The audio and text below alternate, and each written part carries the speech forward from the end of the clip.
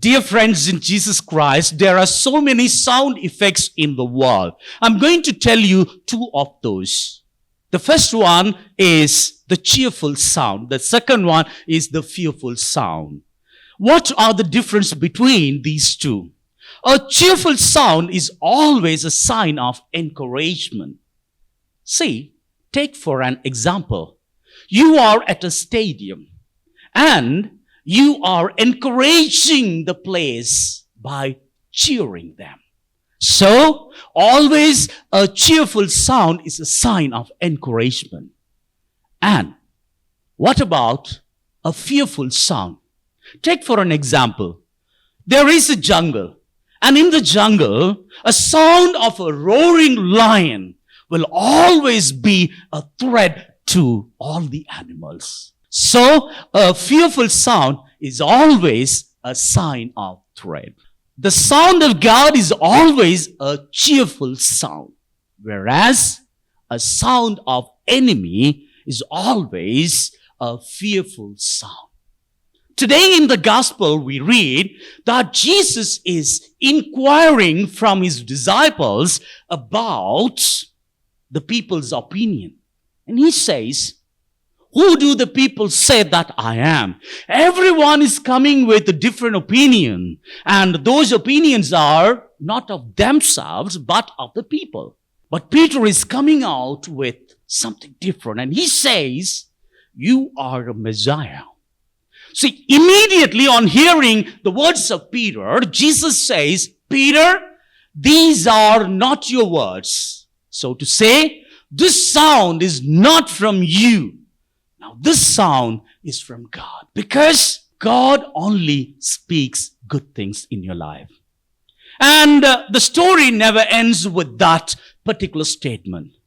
After that, Jesus was preaching to the people, and he was just explaining to the people about his last days, that he had to carry the cross, nailed to the cross, die on the cross, buried to the tomb, and on the third day he had to rise from the dead. This was not pleasing to Peter. So, we read in the gospel, Peter is calling Jesus very privately, and he was shouting at Jesus saying that this should not happen. On hearing that, Jesus was able to make the difference between the sound of God and the sound of the enemy. So he found this time, this sound is not from God. So he said to Peter, Peter, this sound is not from God.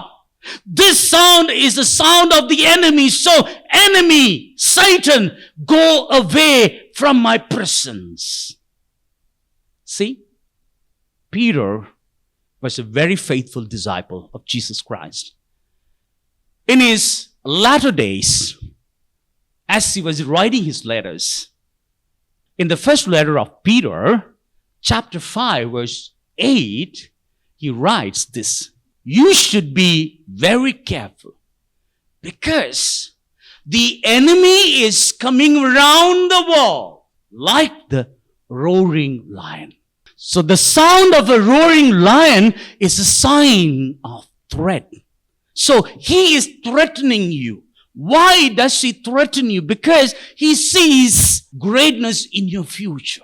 So he will send his voice sound into your life. When he says to you something, don't believe those lies which are coming from him. You know, in the Gospel of John, chapter 8, verse 44 says that he is a liar. So if he is roaring at you saying that, do you think that this global pandemic is going to come to an end and you will survive?